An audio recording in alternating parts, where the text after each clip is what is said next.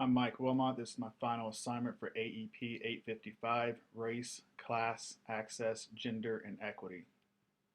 The first article I chose was titled Secondary School Students' Interest in Homework. What about race and school location? The study included 1,611 students in the southeastern United States. Of those students, 866 were 8th graders, 745 were 11th graders. You can see the breakdown between male and female, and then the white and African American students in each grade. Of the total number of students that were surveyed, 1,161 students were in rural districts and only 450 were from urban districts.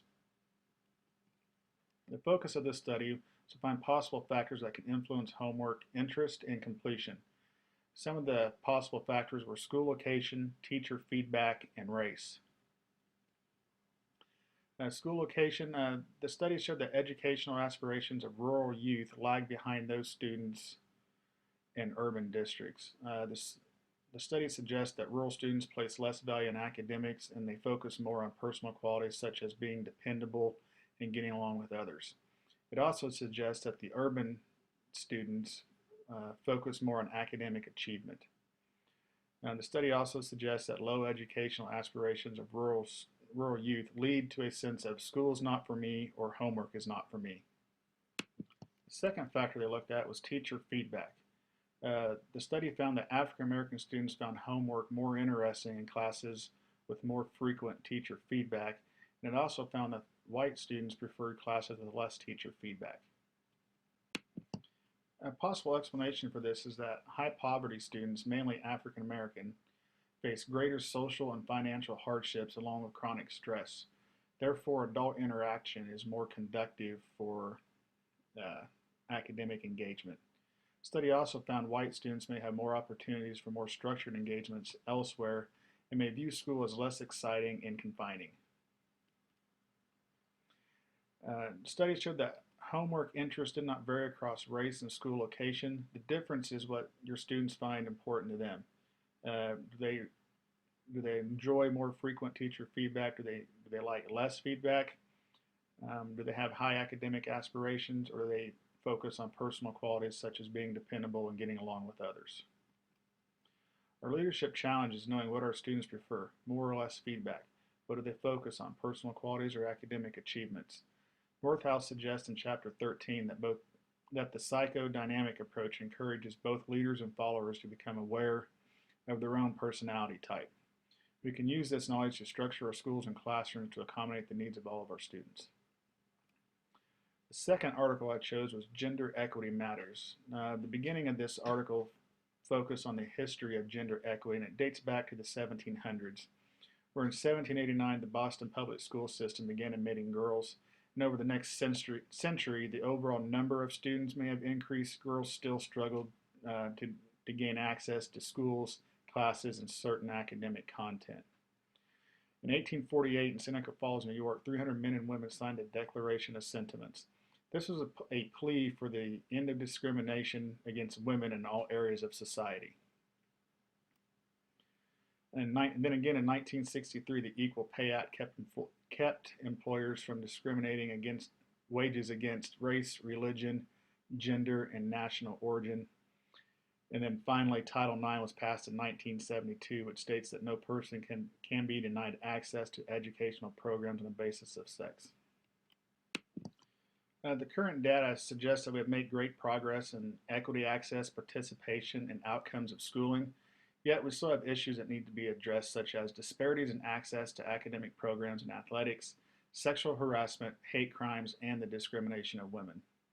The data also shows that females are now scoring equal to or better than males in many indicators of academic achievement, such as reading and writing.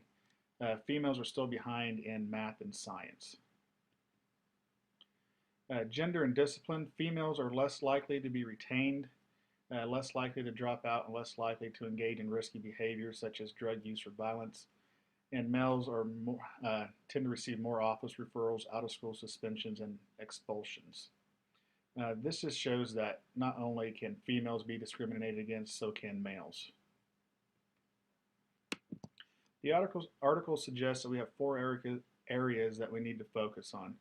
The first being access and opportunities to learn. We still have subjects that are viewed as being male dominant, such as shop, auto, math, science, and engineering. The second one is gender balanced curriculum. There's a study conducted in 2006 that studied the history textbooks in grades K through 12, and it showed that the textbooks had a significantly more male historical figures and illustrations than it did females.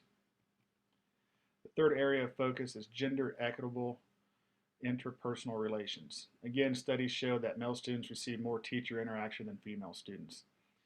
And the last area the article says we need to focus on is gender responsive discipline practices. Again, they did a study in 2000 that found that stereotypes of boys impact the way schools discipline male students. And another study in 2005 shows that female students were reprimanded in connection to the stereotype of how ladies should act. Our leadership challenge is to look at gender pattern and who teaches electives and core courses. We need to increase the number of females that teach science, technology, engineering, and math. We need to share our own interests, strengths, and talents that could be seen as breaking gender stereotypes. We also should select resources that use current roles of women and men in society, portray men and women in non-traditional roles. We should also model gender-neutral language. We should hold our students to the same high expectations, no matter male, female, or their race. Encourage cooperation between genders. Then I feel we need to teach more conflict resolution strategies that will work within and across gender groups. We need to teach the behaviors that we want to see. In connection to Northhouse, I believe it was in chapter 14, it states that women earn over half of all bachelor's and doctoral degrees, yet they're underrepresented in America's corporations and political system. I feel as educators, we need to encourage our female students that it is okay to break gender stereotypes and use examples of successful businesswomen and successful politicians.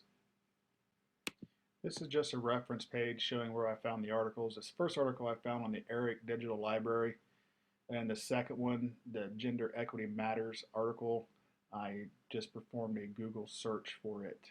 Thank you.